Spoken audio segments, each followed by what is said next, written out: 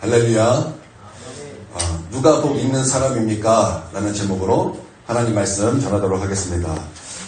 시편 1편은 매우 중요한 시편입니다. 시편은 150편이 있습니다.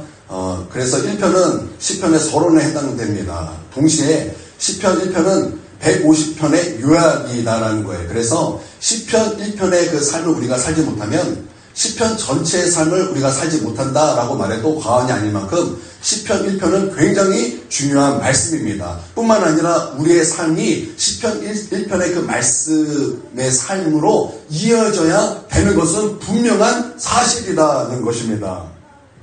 수요일날 우리가 시편 말씀을 계속 배우고 있습니다. 여러분, 우리가 시편 말씀을 배우고 공부하고 있고 저 또한 시편 말씀을 공부하고 말씀을 전하고 있는데, 시편 말씀을 공부하면서 또 시편 말씀을 배우면서 또 시편 말씀을 들으면서 제 마음속에 드는 생각은 한 가지 이것입니다. 그게 뭐냐면 시편은 우리의 인생이다라는 거예요. 시편은 우리 인생의 요약이다라는 거예요. 시편에서 하나님 앞에 탄식하며, 시편에서 하나님을 찬송하며, 시편에서 하나님 앞에 부르짖으며, 시편에서 그 하나님의 이름을 찾는 모든 이유는 그게 다 우리의 삶이라는 거예요. 그래서 시편은 우리의 삶이다라는 것입니다. 그런 의미에서 시편의 시작을 보면 하나님께서 우리에게 어떤 것을 요구하는지를 우리가 분명히 말씀하고 있다는 것을 우리가 발견하게 되는 것입니다. 우리가 1절을 먼저 보도록 하겠습니다.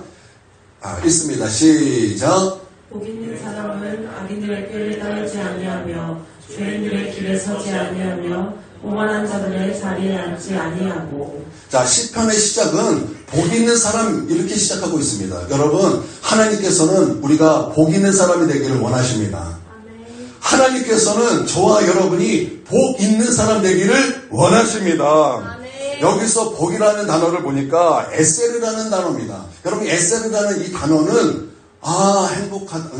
행복하다, 그냥 동사 이걸 말하는 것이 아니라 와, 너무 행복해, 이런 감탄사예요. 그러니까 그냥 보통 행복이 아니라는 거예요. 내 삶이 너무나 행복해서, 내 삶이 하나님의 은혜로 말미암아 하나님의 복이 넘쳐남으로 말미암아 하나님, 너무나 내 삶이 행복합니다. 하나님, 내 삶이 너무나 복된 삶입니다. 바로 그것을 말씀하고 있다라는 것입니다. 그러면 복된 인생이 무엇인가? 나로 하여금 무엇이 나를 행복하게 하는가? 그것을 서두에 우리 가운데 말씀하고 있을 때, 여러분, 누가 복 있는 사람입니까? 분명한 것은요, 하나님은요, 우리가 복 있는 인생이 되기를 원하신다는 것입니다. 저는요, 교회덕을 보기를 원합니다. 주의 종이 교회덕 보기를 원하는 거 너무나 당연하겠죠. 그거 싫어하는 사람 아마 없을 것입니다. 저도 그래서 교회에서 사례비를 받고 그 사례비로 아이들 학원도 보내고 싶고, 우리 하예리는 그래도 음악성이 좀 있어서 또 요즘에 음악 듣는 것이 취미가 돼가지고 음악 열심히 듣더라고요. 제가 그걸 보면서 야, 너 제대로 음악해라. 그래서 음악 학원도 막 보내주고 싶고 그래요. 또 우리 아이들 클 때 얼마나 많이 먹습니까? 우리 아이들, 청소년들 얼마나 많이 먹습니까? 저는 이제 성경 읽다가 다니엘을 보면 깜짝 놀라요. 다니엘이 뜻을 세워서 고기 먹지 않잖아요. 저는 그게 그냥 보이지 않더라고요. 하나님의 그 청소년기에 고기를 끊는다? 야, 이거 보통 믿음이 아닌 거예요. 그거 보통 믿음이 아니라는 거예요. 여러분, 아이들이 얼마나 고기를 많이 먹고 좋아하는지 제가 아이들 키워보니까 알겠어요. 저희는 남자아이가 1명인데 남자아이가 2명인 집, 그리고 집에 현종이가 있는 집, 얼마나 엄마가 깜짝 놀라지 않겠습니까? 내가 번 돈이 다 현종에게 들어가는구나. 내가 번 돈이 다 그 뱃속으로 들어가는구나. 여러분, 그렇지 않습니까? 형제가 2명인 집, 야, 이거는 벌써 부모님의 그 월급을 다 그 자녀들의 뱃속으로 다 집어넣는 거예요. 그러니까 밑빠질 그 독에 물붓기죠. 열심히 막 돈을 버는데 자꾸 돈이 사라져요. 그 이유가 무엇입니까? 그게 다 자녀의 뱃속으로 다 들어가는 거죠. 저도 마찬가지. 저도 우리 자녀들 보면서 너무 잘 먹으니까 내가 우리 자녀들 정말 잘 먹이고 싶다. 고기 맨날 먹이고 싶다. 그래서 교회덕 보고 싶다. 제가 그런 마음 갖습니다. 그런데 제가 그만큼 제 자녀의 덕을 보고 싶습니다. 저는 제 자녀 덕 보고 싶습니다. 자녀가 복을 받아서 부모를 조금 도와줘도 어렵지 않을 만큼 하나님께서 복 주셔서 복을 받는 그런 인생이 되기를 원합니다. 그래서 제가 예전에 이런 기도를 했습니다. 하나님, 저 이하일 덕보게 해주십시오. 하나님, 저 이하일 덕보게 해주세요. 하나님, 저 이하운 덕보게 해주세요. 제가 그렇게 기도했습니다. 그게 저 편하자고 그렇게 기도한 것이 아니라 내 자녀가 복을 받기를 원하는 그 마음으로 그렇게 하나님 앞에 기도했다라는 거예요. 얼마 전에 제가 중고서점에서 책을 왕창 샀습니다. 제가 신학생 때 너무나 사고 싶었던 그 책들이 참 많이 있었는데 책을 많이 사기에는 제가 돈이 없었기 때문에 책을 못 사고 있었던 그런 수많은 책들이 있었어요. 근데 시간이 한참 지나서 제가 헌집방에서 그 이제 책이 있나 살펴봤더니 시간이 너무나 오래돼가지고 요즘에 알라딘 중고서점도요 가격이 많이 뛰어서 반가격밖에 안 해요. 그러니까 비싼 거예요. 그래서 중고책 사는 것도 이 형편이 잘 안 됩니다. 그런데 그 정말 좋은 중고책방을 알아내가지고 책을 봤더니 책 한 권에 300원에서 500원에서 많으면 1000원인 거였어요. 그래서 제가 책들을 막 왕창 샀습니다. 그래서 제가 요즘에 그 책에 파묻혀서 아주 기쁘게 책을 읽고 있어요. 근데 제 눈에 책 제목 하나가 딱 눈에 띄어요. 그게 뭐냐면 이것입니다. 하나님, 제 덕 좀 보세요. 라는 책이었어요. 하나님, 제 덕 좀 보세요. 여러분, 그 책 제목처럼 우리의 아버지인 하나님께서도 우리의 덕 보고 싶으지 않으시겠습니까? 저는 제 자녀의 덕 보고 싶어요. 하물며 우리 아버지이신 하나님께서 그 자녀에게 덕 보고 싶지 않겠습니까? 저는 그렇다고 믿습니다. 그러기 위해 저는 복 있는 인생이 되기를 원해요. 나는 그러기 위해 하나님 제 덕 보시라고 하시기 위해서 저는요 복 있는 인생이 되기를 원합니다. 나는 저와 여러분이 저의 생각과 같기를 원합니다. 오늘 말씀과 같기를 원합니다. 그래서 오늘 기도하실 때 또 이제 앞으로 기도하실 때 꼭 이 기도 넣으세요. 하나님 제 덕 보세요. 하나님 제 덕 보세요. 그러실 수 있기를 바랍니다. 말씀에 이어서 보니까 복 있는 사람의 특징을 말씀하고 있습니다. 악인들의 길을 따르지 않는다라는 것입니다. 여러분, 선이라는 것은 무엇입니까? 여러분, 선이라는 것은 무엇입니까? 선은요, 하나님입니다. 선이 하나님이라면 그러면 악은 무엇입니까? 선은 하나님이에요. 그러면 악은 무엇입니까? 여러분, 악이라는 것은요, 하나님과 등진 것이 악이에요. 하나님의 말씀이 이루어지는 것이 선이며 또 하나님의 말씀에 벗어난 것, 하마르티아, 그 죄잖아요. 그게 바로 악이라는 거예요. 그래서 악인들은요, 결코 하나님의 말씀을 따르지 않습니다. 여러분, 꾀라는 말을 했어요. 여러분, 꾀라는 말은요, 어려운 말이 아닙니다. 꾀라는 말은요, 사람의 생각과 사람의 소견을 말하는 거예요. 여러분, 사람의 생각대로, 사람들의 마음대로 사는 것을, 우리 다 그렇게 살잖아요. 여러분, 세상 사람들 다 그렇게 살고, 우리도 그렇게 살잖아요. 사람의 생각과 사람의 뜻으로 살지 않습니까? 그런데 하나님의 말씀에 의하면 그것은, 따르는 삶이다라고 말씀하고 있어요. 따른다라고 말씀하고 있어요. 따른다. 무엇을 따릅니까? 무엇을 따른다라는 거예요? 악을 따르는 삶이라는 거예요. 악을 따르는 삶이라는 거예요. 그냥 나는 내 생각대로 살았어요. 그냥 나는 내 소견에 그것이 옳다고 해서 그렇게 살았어요. 근데 그것은 하나님의 말씀에 이렇게 말을 하는 거예요. 그것은 악인들의 꾀다. 복 있는 사람은 그렇게 살지 아니한다. 우리 가운데 그렇게 말씀하고 있다라는. 그러니까 복 있는 사람들의 특징이 무엇이냐? 그런 악인들의 꾀를 따르지 아니하는 삶을 사는 사람이 복 있는 사람이다라고 말씀하고 있다라는 것입니다. 또 죄인들의 길에 서지 않는다라고 말씀하고 있어요. 여러분, 길이라는 것은 무슨 뜻이겠습니까? 길이라는 것은 선택입니다. 여러분, 우리는요, 선택의 연속성 가운데 살고 있습니다. 내가 오늘 지금 일어날 것인가? 아니면 조금 더 잘 것인가? 내가 오늘 아침을 먹을 것인가? 아니면 먹지 않을 것인가? 내가 오늘 교회에 올 것인가? 오지 않을 것인가? 내가 오늘 예배에 내 목숨을 다해 마음을 다해 뜻을 다해 예배를 드릴 것인가? 아니면 나는 그냥 교회만 왔다 갔다 할 것인가? 우리는 이렇게 선택의 연속 가운데 살고 있다라는 것이죠. 그런데 그 선택에는 죄인들의 길이 있다는 거예요. 죄인들의 선택이 있다라는 것입니다. 죄라는 것은 하만을 피하잖아요. 관역에서 벗어난 것이잖아요. 그러니까 우리의 선택에는 말씀에서 벗어난 선택이 있는데, 여러분, 복 있는 사람은 말씀에서 벗어난 선택을 하지 않는 삶을 사는 사람이다. 그렇게 말씀하고 있는 것입니다. 예전에 제가 교회 학생들의 교회에 이렇게 있을 때 제가 강조했던 말씀이 하나가 있어요. 그게 뭐냐면, 너의 결혼은 반드시 예수님 믿는 사람과 해야 된다라는 거예요. 반드시 예수님 믿는 사람과 해야 되고, 지금 여자친구 있는 사람은 24살 전에 여자친구 있는 사람은 이 시간 예수님의 이름으로 헤어질지어다. 이렇게 선포를 했어요. 지금 이곳에도 24살 안 됐는데 여자친구가 있고 남자친구가 있다면 예수님의 이름으로 헤어질지어다. 아무도 없죠. 그러지 않았어요. 24살까지는 없어야 돼요. 제가 우리 자녀들에게, 야, 너희가 지금 만나는 그 여자친구는 너 결혼하지 않아. 그 사람은 결혼한다고 생각하지 마. 저는요, 학생 때 만나서 결혼한 사람 딱 2명 봤어요. 제가 친구 딱 2명 있거든요. 근데 그 2명이 학생 때 만나지고 결혼했어요.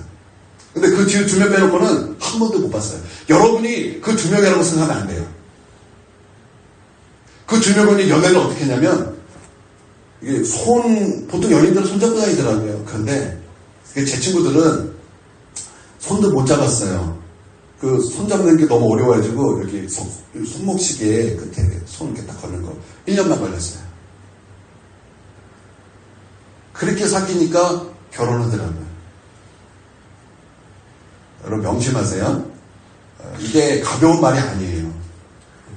나는 24살 전에 여자친구 남자친구 다 깨어질지어다. 여러분 시간 낭비하지 마세요. 시간 낭비하지 마세요. 하나님의 나라의 그 쓰임받기 위하여 24살까지는 준비하십시오. 준비하십시오. 그래, 준비된 인생이 되십시오. 거기에 여러분의 시간을 쏟으십시오. 여러분 믿습니까? 그리고 한 가지 더한 것은, 만약에 너희가 이제 결혼할 대상을 찾는다면 반드시 예수님 믿는 사람을 골라야 된다. 제가 그렇게 가르쳤습니다. 그랬더니 제 아이들이 이제 제가 그렇게 말하니까 몰래 사귀어요. 몰래 사귀입니다. 아주 은밀하게 돼요. 그냥 여자친구 없는 척, 남자친구 없는 척. 다 들통이 나죠. 근데 그래가 좀 양심이 있어가지고 교회 다니는 이쁜 여자를 만나요. 교회 다니는 이쁜 여자. 양심이 있어야지 교회 안 다니는 사람은 안 만나요. 교회 다니는 이쁜 여자. 이쁜 여자를 찾았는데 교회 다녔어요. 아우, 그래, 됐다, 잘됐다, 너다. 그래, 너다. 하나님이 짝짓줄 사람이 바로 너다. 그렇게 사귀더라는 거예요. 그런데 내가 언제 교회 다니는 사람하고 만나라고 그랬습니까? 예수님 믿는 사람하고 만나라고 그랬잖아요. 예수님 믿는 사람하고 그냥 교회 다니는 사람하고 다르잖아요. 그거 분별 못합니까? 그냥 내 욕심에 끌려서 이 사람이다라고 해야 되는 것입니까? 여러분 그게 뭐예요? 말씀을 벗어난 거예요. 그게 죄인의 길이라는 거예요. 여러분 이와 같은 것입니다. 이해가 되십니까? 이해가 되십니까? 그게 죄인들의 길. 그러나 복 있는 사람은 죄인들의 길에 서지 않는다. 여러분 복 있는 사람이 돼야 할 줄 믿습니다. 자, 이 말하면은 이제 윗세대는 어머 어떡하지? 그러실 수 있어요. 이미 지나갔어요. 이미 지나갔어요. 이제는 그 여러분의 짝꿍들을 위해서 기도하십시오. 여러분 낙심하지 마세요. 우리 최고 우리 권사님도 그렇습니다. 최고 어르신도 그렇습니다. 그러니까 고생하잖아요. 고생 직살나게 하잖아요. 여러분 우리 지혜가 뭐예요? 본질 파악하는 거잖아요. 지혜가 뭐예요? 미리 아는 거예요. 보고 아는 거예요. 저렇구나. 저런 거구나. 내가 욕심 따라 살면 안 되는 거구나. 바른 선택이 있는 거구나. 의인의 선택이 있는 거구나. 의인의 길이 있는 거구나. 여러분 그래야 대단한 거예요. 할렐루야. 이제는 열심히 여러분 남편을 위해서 기도하시기를 바랍니다. 여러분을 통해서 내 남편은 구원받게 될 것입니다.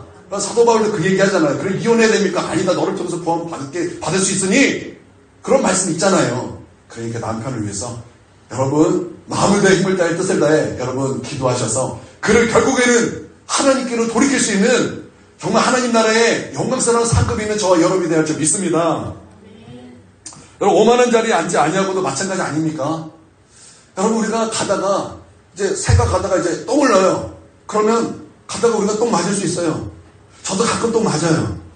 저희 집 앞에 안타깝게도 새들이 제비들이 전기줄에 쫙 앉았어요.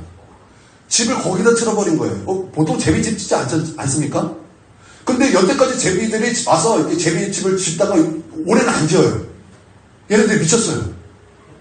집을 줘야 될 것들이 집을 안 져요. 그러고 나서 전기줄에 한두 마리가 아니에요. 막 30마리가 쭉 앉아있어요. 30마리가 쭉 앉아있으니까 그 밑에 뭐가 깔려요? 똥이 깔려요, 똥이. 그래서 거기 지나가는 것이 그 쥐레밭이죠, 쥐레밭. 제가 그래서 하늘을 보며 살아야 돼요.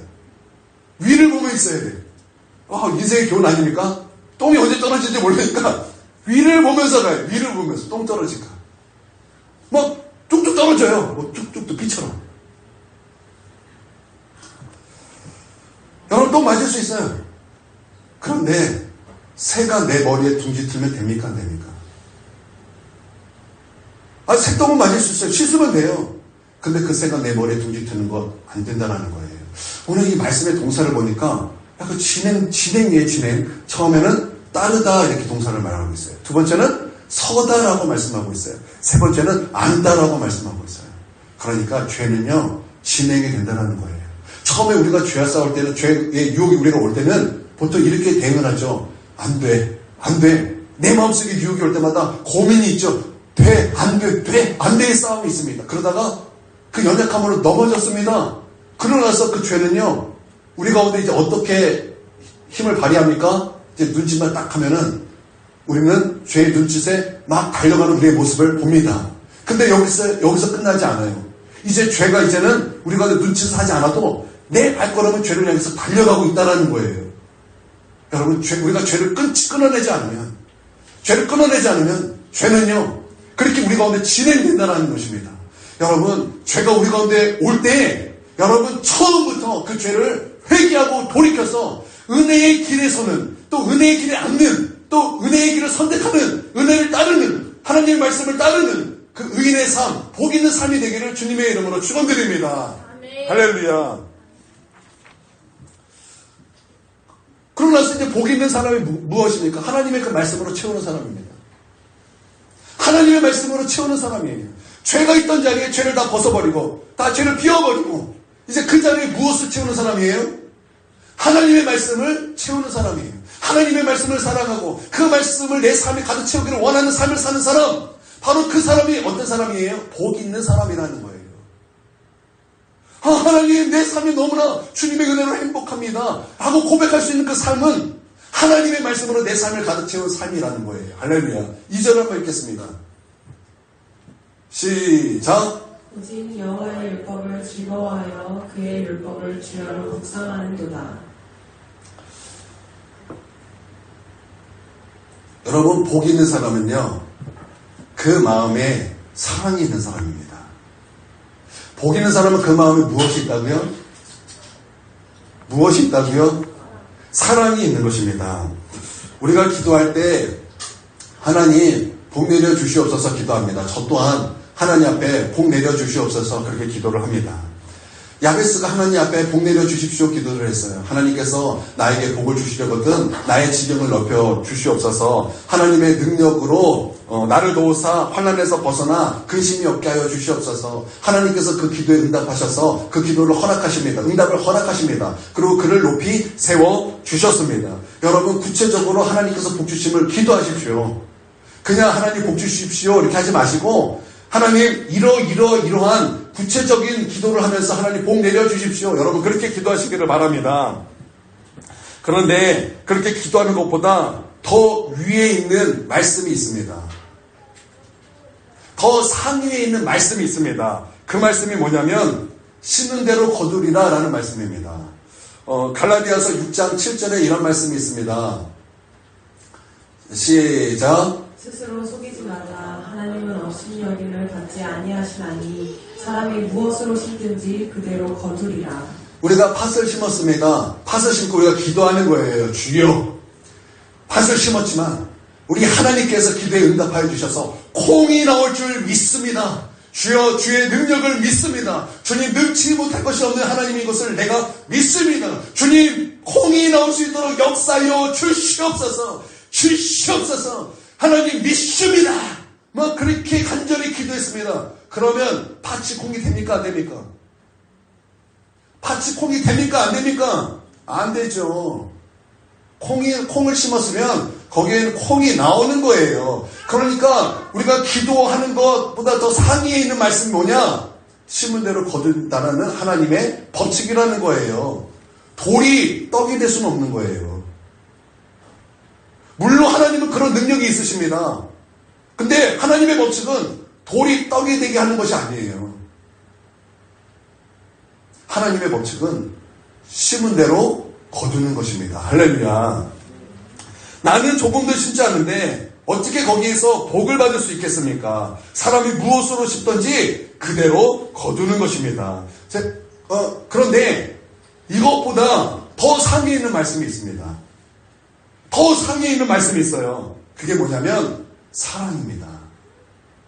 사랑이에요. 사랑이 없으면 그것은 아무것도 아니다 말씀이 있어요. 고린도전서 13장 3절에는요 이렇게 말씀하고 있습니다. 내가 내게 있는 모든 것을 구제하고 내 몸을 불사르게 내어줄지라도 사랑이 없으면 내게 아무 유익이 없느니라. 모든 구제를 하는 것 그거 심는 것 아닙니까? 내 몸을 불태워 내어주는 것 그거 심는 것 아닙니까? 심는 거죠. 그러면 거두는 거죠. 그런데 거기 무엇이 없으면 아무것도 아니라는 거예요. 사랑이 없으면 내게 아무 유익이 없다라는 것입니다. 사랑이 얼마나 큰 말씀인지 긍휼은 심판을 이기고 자랑하느니라 말씀하고 있어요. 여기서 긍휼은 무엇을 말하는 것입니까? 하나님께서 우리를 사랑하시는 그 사랑을 말하는 거예요. 또 내가 긍휼을 베푸면 하나님께서는 내가 긍휼을 베푼 그것 때문에 하나님이 나를 긍휼을 베풀어 주시겠다라고 말씀하고 있어요. 그러니까 사랑이 얼마나 큰 말씀입니까? 요한일서 4장 20절에는 그 형제를 사랑하지 않는 자는 보지 못하는 바 하나님을 사랑할 수 없는 것이다 말씀하고 있어요. 그러니까 이게 무슨 말이냐면 내가 형제를 사랑하지 않는데 눈에 보이지 않는 하나님을 어떻게 사랑할 수 있겠는데 이 말씀이잖아요. 그러니까 모든 말씀 위에 그 상위의 말씀이 뭐냐? 사랑이라는 거예요. 사랑. 그러니까 사랑이 중요하다라는 것입니다. 제가 이제 어떤 책을 보니까 이제 변 목사님이 이런 말씀, 사랑하는 교회 변수부 목사님이 이런 말을 했습니다. 신앙은 어디서 출발하는 것이냐 하면 사랑에서 출발하는 것입니다. 사랑이 없으면 신앙이 아닙니다. 그렇게 말씀하셨어요. 저는 여기에 100% 동의합니다. 여러분, 우리의 출발이 무엇입니까? 사랑이 되어야 된다는 거예요. 갈라디아에서 보면은 그리스도 예수 안에서 할례나 무할례나 효력이 없을 때 사랑으로서 역사하는 믿음뿐이니라 말씀하고 있어요. 여러분 신앙은요 사랑에서 출발해야 한다라는 것입니다. 제가 이 말씀을 이렇게 묵상하고 준비하는 가운데 문득 11조가 떠올랐어요. 11조가 떠올랐어요. 저는 11조 설교를 웬만하면 하고 싶지 않아요. 왜냐하면 우리 교회가 이렇게 소규모잖아요. 그래서 제가 11조 하십시오. 여러분 감사헌금 하십시오. 그러면 왠지 제 마음속에 우리 교회 돈 없으니까 헌금하십시오. 그렇게 말하는 것 같아가지고 제가 그것이 참 부담스러워요. 물론 여러분은 그렇게 생각하지 않고 있다는 것을 너무 잘 알고 있습니다. 그런데 제 마음은 그렇지 않다라는 거예요. 그래서 저는 그런 말 하지 않아도 우리 성도들이 말하지 않아도 알아요. 그저 바라보며 조금봐. 그랬으면 좋겠는 것이 제 마음이에요. 하나님의 나라의 확장을 위해서 내가 11조 해야지, 내가 감사헌금 해야지. 그래서 하나님의 나라가 확장될 수 있다면 하나님 내가 주님을 사랑해서 하나님 앞에 헌금합니다. 이제 수련회가 있네. 수련회 하려면 돈이 필요하지 않나? 하나님 내가 주님의 나라가 확장되길 원합니다. 하나님 이 수련회를 이 헌금을 사용하여 주시옵소서. 제가 말하지 않아도 저는 그렇게 헌금할 수 있는 저 그런 성도들이 되기를 원합니다. 아멘이 아무도 없죠. 아무도 없어요. 제가 그게 참 부담스러운 거예요. 참 부담스러워요. 그런데 11조 참 중요한 말씀이에요. 참 중요한 말씀이에요. 여러분 하나님께서 11조를 기뻐하십니다.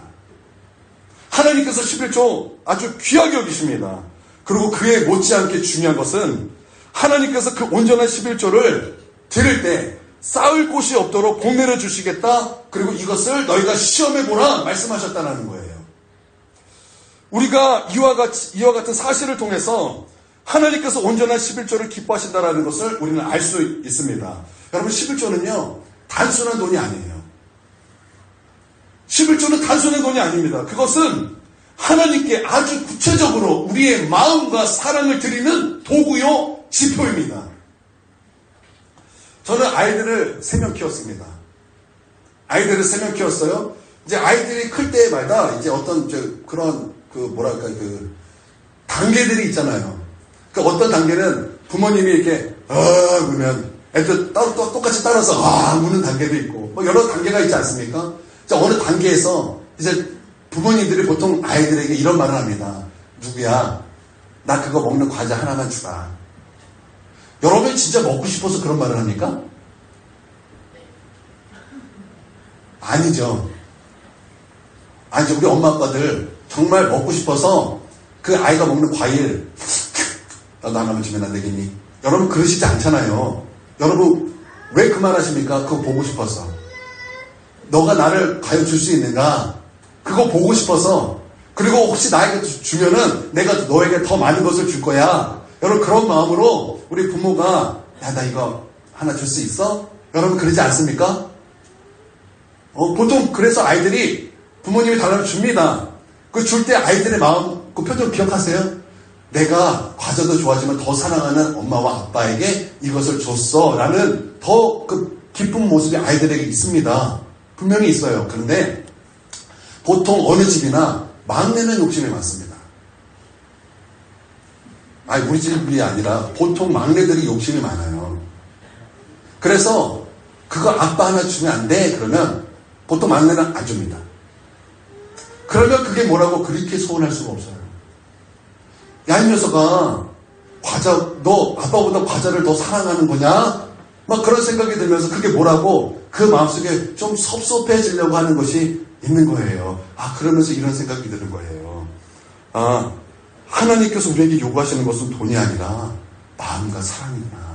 그런 생각이 드는 것입니다. 여러분, 누가 하나님보다 부유합니까? 여러분, 누가 하나님보다 부유합니까? 하나님의 나라의 길거리가 다 정금이에요. 그런 하나님의 나라의 왕이신 우리 하나님께서 기껏 우리의 그 얼마를 받고자 하시고 11조 내라고 하시는 것이 아니라는 거예요. 하나님께서 우리 가운데 요구하시는 것은 돈이 아니라 우리의 마음과 사랑이라는 것입니다. 할렐루야. 그러니까 11조라는 것은 돈이 아니라 우리의 마음과 우리의 사랑을 하나님께 드리는 도구와 지표라는 거예요. 여러분 이것을 믿습니까? 그러기에 하나님은 11조를 기뻐하시고 11조를 즐거워하신다는 것입니다. 나는 여러분이 복 있는 사람이 되기를 원합니다. 그러면 진짜 복 있는 사람이 누구라는 거예요? 그 마음에 사랑이 있는데 그 사랑은 하나님의 말씀을 향한 사랑이 있는 사람. 그래서 여러분 그 주님을 사랑하기에 내 삶에 하나님의 말씀으로만 가득 채우기를 원하는 바로 그 사람이 하나님 정말 복이 있는 사람입니다. 하나님 나는 여기서 정말 참된 행복을 나는 경험합니다. 그럴 수 있다는 거예요. 할렐루야. 여러분 그러실 수 있기를 주님의 이름으로 축원드립니다. 여러분 시편 1편에 복 있는 사람과 동의어가 있습니다. 어떤 말씀인지 아세요? 복 있는 사람과 동의어. 여러분 그것은요 의인입니다. 의인입니다. 그래서 5절 6절에 보면 그러므로 악인들은 심판을 견디지 못하며 죄인들이 의인들의 모임에 들지 못하리로다. 무릇 의인들의 길은 여호와께서 인정하시나 악인들의 길은 망하리로다. 그러니까 지금 복 있는 사람의 동의어가 무엇이라고요? 의인이라는 거예요. 복 있는 사람, 죄인, 또 악인들, 의인들 대비시키잖아요. 그러니까 복 있는 사람의 동의어가 의인이라는 거예요. 의인. 우리가 의라고 하면은 가장 먼저 떠오르는 것이 이신칭입니다. 이신칭이가 무엇인지 아십니까? 이신칭이 이신득이 이렇게 말을 해요. 무슨 뜻이에요? 믿음으로써 이롭다 시간. 믿음으로 이롭다 시간. 그렇죠. 나는 의롭지 않아요. 우리 안에 선한 것이 뭐가 있겠습니까? 그러나 우리가 회개하고 예수님을 임금과 구주로 믿고 우리가 하나님의 뜻대로 살고자 하는 그에게 나는 의롭지 않은데 우리 주님께서는 나를 의롭다 일컬어 주신다는 거예요. 우리는 점과 흠이 많은 사람인데 우리 하나님께서는 무슨 눈으로 우리를 보시는 거예요? 우리를 위해 십자가에 피 흘리신 예수 그리스도의 십자가의 눈으로 우리를 보시기 때문에 우리에게 점과 흠도 없는 그런 모습으로 우리를 보신다라는 거, 그것이 바로 이신칭이다라는 것입니다. 그게 바로 의인이라는 뜻이에요. 여러분, 이스라엘이 애굽의 종되었습니다. 여러분, 애굽의 상징은 무엇입니까? 또 바로의 상징은 무엇입니까? 애굽이 종되었다는 것은 그 애굽의 상징은 세상입니다. 그리고 바로의 상징은 마귀입니다. 그러니까 애굽의 노예가 됐다는 것은 무슨 뜻입니까? 세상의 노예가 됐다는 거예요. 그리고 마귀의 노예가 됐다는 것입니다. 그때 이스라엘 백성은 무엇을 경험했습니까? 학대를 경험한 거예요. 고통을 경험한 거예요. 괴로움을 경험한 거예요. 정말 고단함을 경험했다는 거예요. 여러분, 세상에 종된 사람의 특징이 이와 같다는 것입니다. 여러분, 이 세상은요, 세상대로 살면서 세상에 뭐 좋은 것이 있다, 이 세상에 전부 다 말하지만, 여러분, 그 세상에 종이 된 것은, 여러분, 우리의 지식까지 새롭게 함을 받아 이 하나님의 눈으로 볼 때는 우리의 삶은 고단한 것입니다. 우리의 삶에는 학대가 있는 거예요. 괴로움이 있다는 것입니다. 그때 하나님께서 어린 양의 피로 이스라엘을 애굽에서 건져 주셨습니다. 우리는 이것을 뭐라 그럽니까? 출애굽이라 그러지 않습니까? 그리고 어린 양의 피는 예수 그리스도의 십자가의 예표입니다. 그러니까 십자가의 사건이라는 거예요.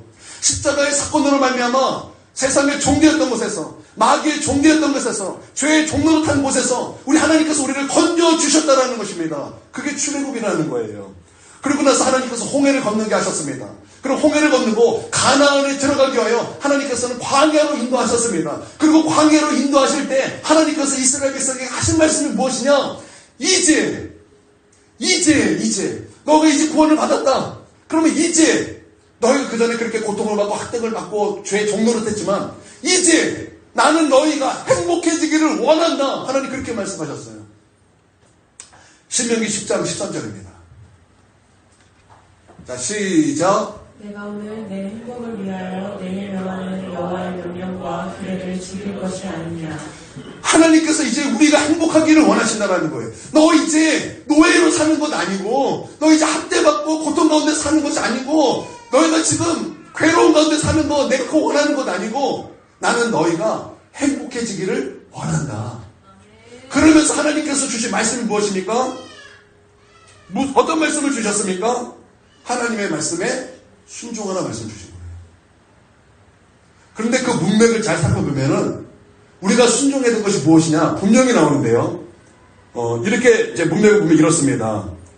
너희가 마음의 할례를 받으라 말씀하셨어요. 여러분, 할례는 어디다 받는 것입니까? 내 몸에다 받는 거예요. 그런데 하나님께서는 마음의 할례를 받으라 말씀하고 있어요. 너의 굳어진 마음, 너의 그 교만한 마음, 너로 죄에 가득한 그 마음, 그 고집스러운 그 마음의 할례를 받으라. 회개하라는 거예요. 돌이키라는 거예요. 고집스러운 마음 꺾으라는 거예요. 높아진 자 부서뜨리라는 거예요. 그래서 겸손하라는 거예요. 여러분 믿습니까? 그리고 하나님을 사랑하기 때문에 하나님을 경외하라는 거예요. 하나님을 사랑하기 때문에 말씀을 지키라는 거예요. 마음을 다하여 뜻을 다하여 힘을 다하여 목숨을 다하여 그렇게 하나님을 섬기라는 것입니다. 그래서 우리가 하나님의 말씀을 사랑하여 지킬 때 우리는 행복해질 수 있다는 거예요. 그런데 이 말씀이 딱 시편 1편 말씀 똑같죠? 똑같죠? 똑같지 않습니까? 똑같죠? 그러니까 하나님의 말씀은요, 하나가 하나를 어떠하지 않아요. 하나가 하나를 보완하는 거예요. 왜냐하면 성경의 저자는 성령님이시기 때문에 그렇습니다. 여러분, 나는 우리가 예수 그리스도를 믿어 의롭다 하심을 얻었다면 이제 우리가 어떻게 살아야 되는가?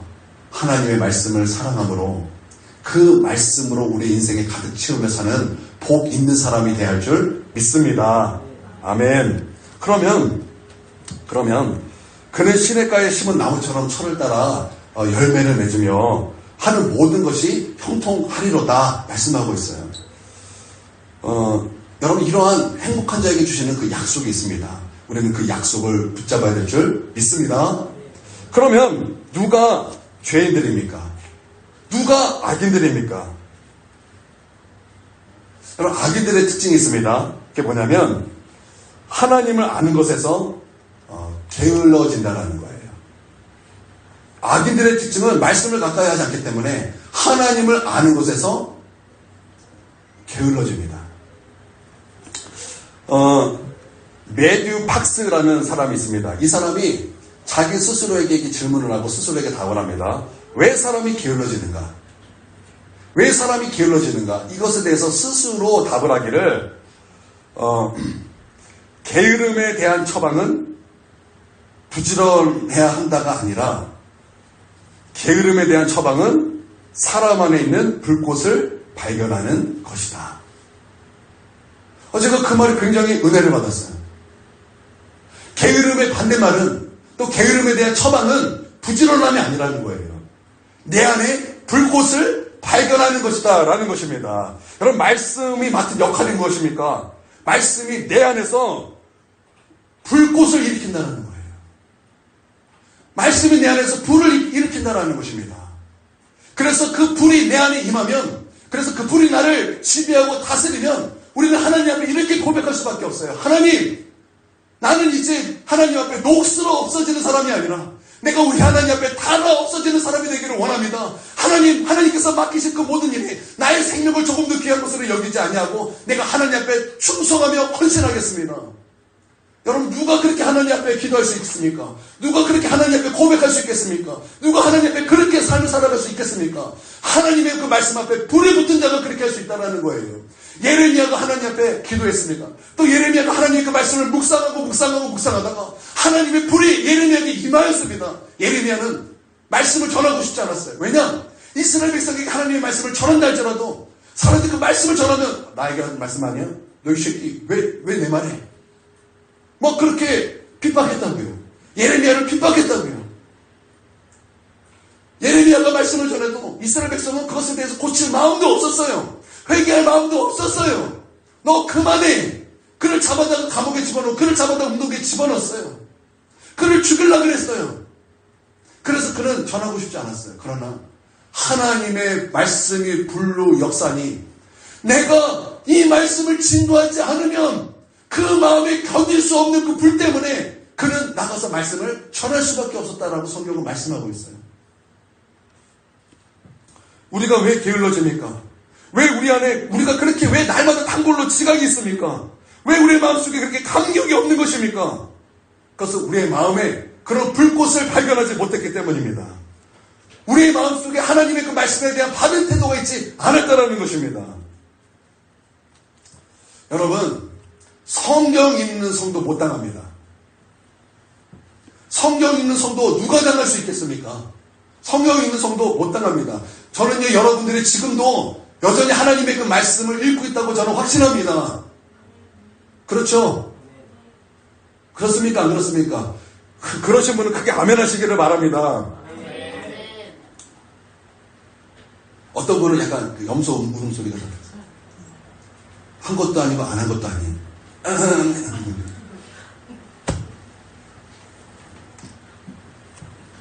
여러분, 다독하십시오. 성경 많이 읽으십시오. 여러분, 성경 많이 읽으십시오. 여러분, 이 세상의 지식을 얼마나 많이 공부하십니까? 또 이 세상에 있는 것을 얼마나 많이 여러분의 눈에 집어넣으십니까? 우리가 유튜브를 한번 보면은 30분 딱 가잖아요. 근데 우리 희한하죠. 말씀을 펴는 그 순간 우리는 그로기 상태로 막 변화가 돼요. 말씀을 펴는 그 순간 정신 차려보면 30분이 가있죠. 존이라는. 막 불면증에 시달리는 사람이었는데 말씀을 보는 순간 갑자기 막 잠이 임하는 그런 삶을 우리가 살고 있죠. 여러분, 우리 그거 깨뜨리고 가독하십시오. 어린 아이가, 갓난아이가 5분의 1의 그 우유를 먹는다 그랬잖아요. 그와 같이 말씀을 그렇게 먹으세요. 말씀을 그렇게 먹으십시오. 할렐루야. 그렇게 말씀을 읽고 나서 말씀을 들으십시오. 말씀을 들으십시오. 여러분, 우리 큰일교회 채널이 2개 있죠. 아주 옛날에 했던 말씀, 그리고 이제 다시 팠어요. 왜냐하면 그때는 전도사님 명이었고 이제 4명이에요. 그래서 2개예요. 그 2개 다 들어가세요. 옛날의 말씀은요 정말 좋아요. 지금도 좋아지고 있어요. 옛날에 너무 좋았는데 지금 이제 그런 저의 고난의 시간이 있었기 때문에 점점 좋아지고 있어요. 점점 나아지고 있어요. 들으세요. 들으시고 좋다 그러면 듣고 또 들으세요. 그리고 이건 저는 좀 부족합니다. 그러면 은혜로 오신 분을 찾아서 들으세요. 듣고 또 들으세요. 세상의 채널을 잠깐 닫으시고 하나님의 채널로 여러분 계속 채우십시오. 채우십시오. 사도행전 10장 44절에 베드로가 하나님의 말씀을 전할 때 성령이 임하셨다고 말씀하고 있어요.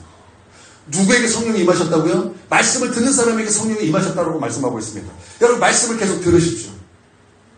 말씀을 듣고 또 들으십시오. 그래서 말씀을 먹으십시오. 그 말씀이 여러분을 자라게 할 것입니다. 여러분이 자라지 않으면 계속 어린아이예요. 그 어린아이를 데리고 어떻게 우리가 하나님의 일을 감당할 수 있겠습니까? 우리 교회는요, 다 처음에 다 애들만 왔어요.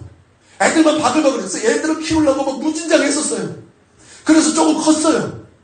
컸더니 이제 세상에 듬뿍 입술에서 다 떠나가지고 우리 교회가 다시 처음부터 막 시작해야 되는 그런 상황이 있었어요. 이제는 거기서 이제 뛰어넘어서 이제 여러분들이 크셔야 됩니다. 우리 육체가 크라는 말이 아니에요. 여러분의 영이, 여러분의 속사람이 커져야 됩니다. 그래야 하나님이 기뻐하시는 그 일까지 우리는 헌신할 수 있는 거예요. 군인은 나의 삶을 생각하지 않아요. 나의 삶이 얽매이지 않아요. 근데 하나님은 너희는 군대라 그랬어요. 그래서 나의 삶을 절제하고 그리스도를 위하여 사는 존재가 하나님의 군대라 그랬어요. 여러분, 군대는요 청년이 가는 거잖아요. 그러니까 여러분이 하나님의 군대가 되기 위하여 여러분 자라야 된다는 거예요. 자라서 우리 함께 하나님 일 합시다. 하나님의 나라의 영광과 하나님의 그 비전을 이루어드릴 수 있는 정말 하나님의 군대가 되기를 원합니다. 여러분, 여기에 동의하십니까?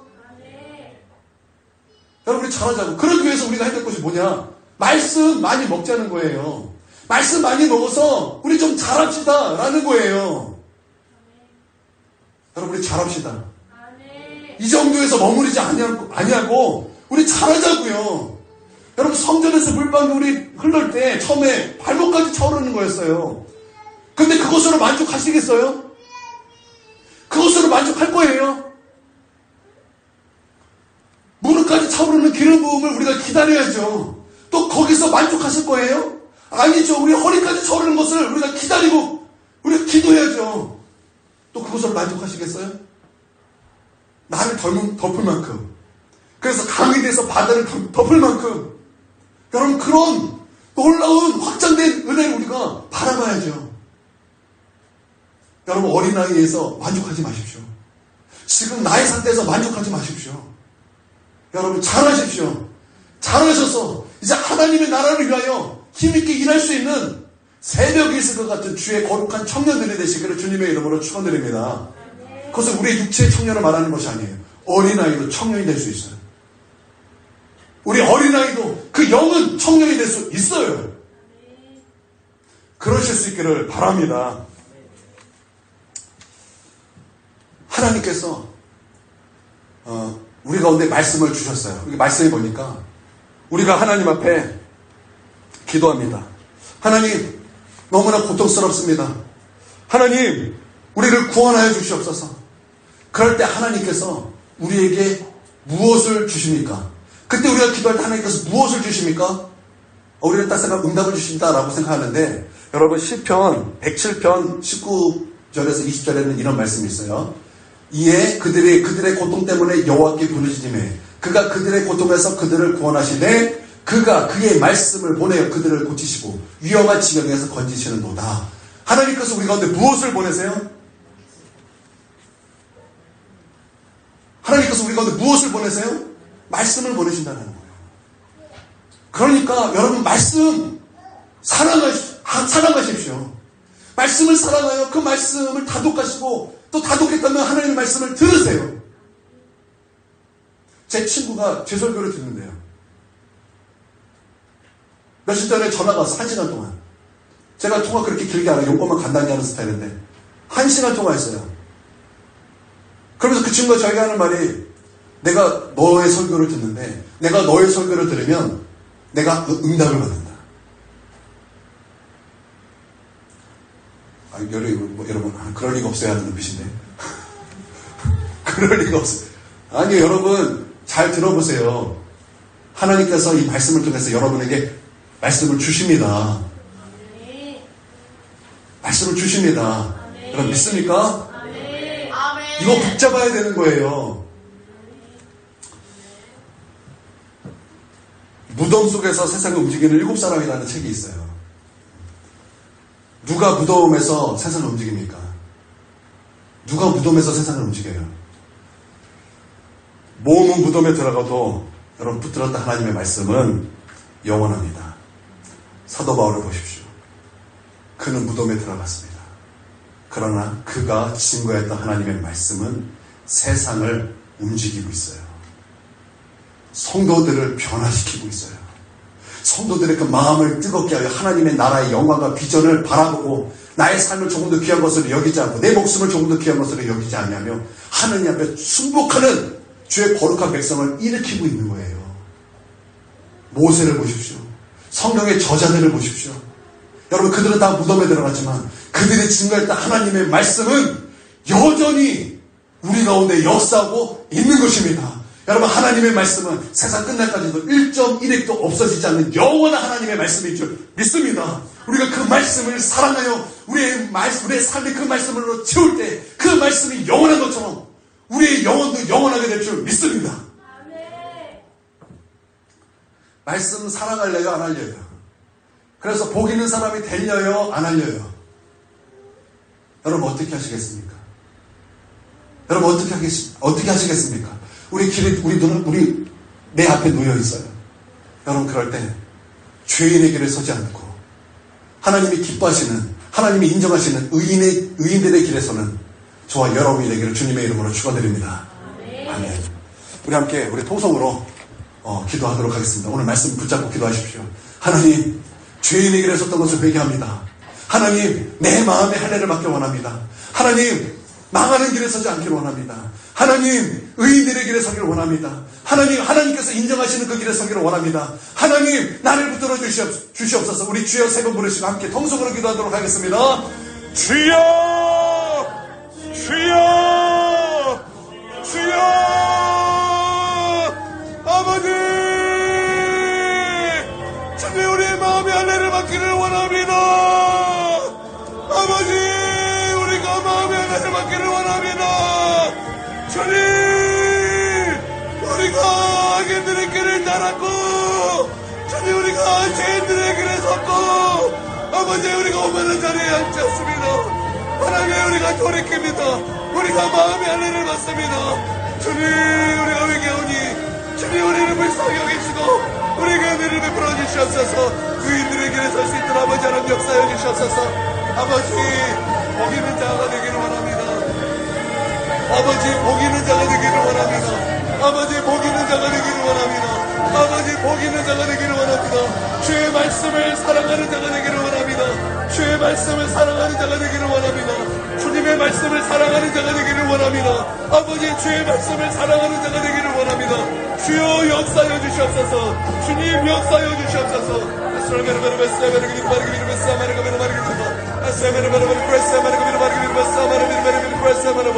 주여 주여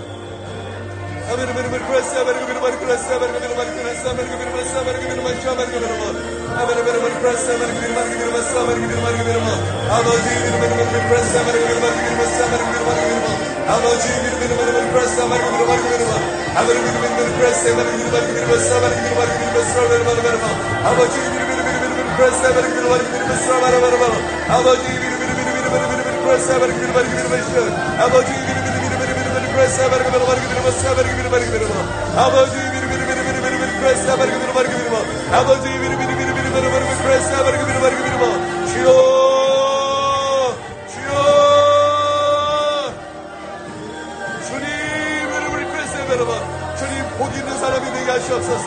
복 있는 사람이 되게 하시옵소서. 주여 복 있는 사람이 되게 하시옵소서. 주님 복 있는 사람이 되게 하시옵소서.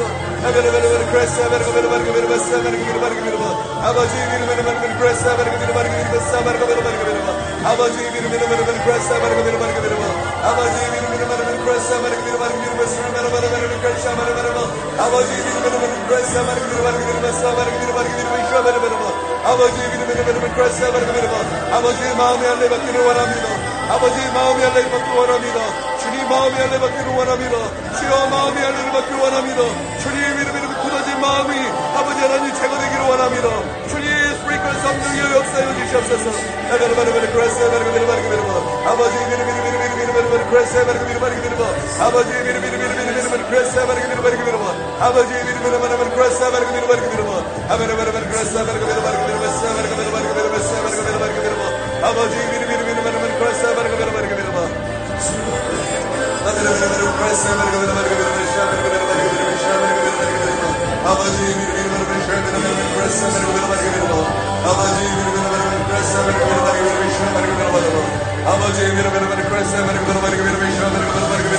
아버지 이름으로 아버지 아버지 복 있는 자들이 내가 하시옵소서. 아버지 복 있는 자들이 내가 하시옵소서. 아버지 복 있는 자들이 내가 하시옵소서. 아버지 악인들을 길을 따르지 아니하고 아버지 죄인들의 길에 서지 아니하고 오만한 자들이 앉지 않게 하시옵소서. 아버지 우리 여호와의 율법을 신고하여 그의 율법을 지어로 묵상하는 자들을 내가 하여 주시옵소서. 그러므로 주신 그 약속을 붙잡고 나아갑니다. 아버지 하나님 역사해 주시옵소서. 아버지 악인들은 겨와 같습니다. 아버지 악인들은 아버지 망하는 길에 갑니다. 아버지 악인들은 아버지 심판을 견디지 못합니다. 아버지 하나님 의인들의 길에 설 수 있도록 아버지 의인들의 길에 따를 수 있도록 아버지 의인들의 길에 앉을 수 있도록 아버지 하나님 역사해 주시옵소서. 하나님께서 인정하시는 그 길에 설 수 있도록 아버지 하나님 역사여 주시옵소서. 주여 역사여 주시옵소서. 주님 역사여 주시옵소서. 아버지 하나님 주의 말씀을 가까이 하게 하시옵소서. 주의 말씀을 따독하게 하여 주시옵소서. 아버지 주의 말씀을 걷다면 아버지 주의 말씀을 듣게 하여 주시옵소서. 아버지 하나님 그 말씀 우리로 아버지 성령의 불로 아버지 하나님 타오르게 하여 주시고 아버지 그 불로 아버지 우리의 소명을 발견하게 하여 주시고 아버지 하나님 주님 위하여 뛰어들 수 있는 아버지 하나님 주의 거룩한 백성 되게 하여 주시옵소서. 하나님 그리하여 우리 하나님 목수 없어지지 아니하고 달아 없어질 수 있는 주의 거룩한 백성 될 수 있도록 아버지 하나님 역사하여 주시옵소서.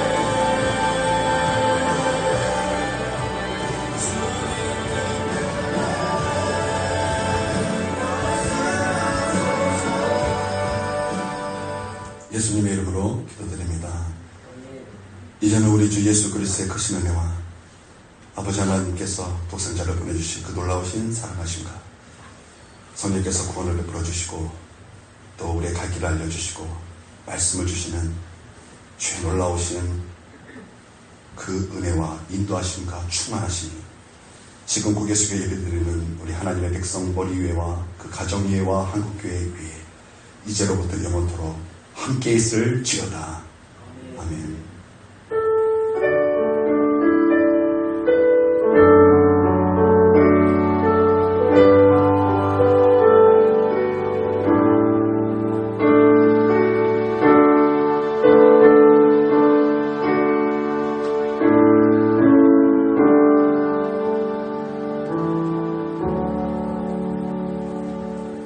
예배를 마치겠습니다.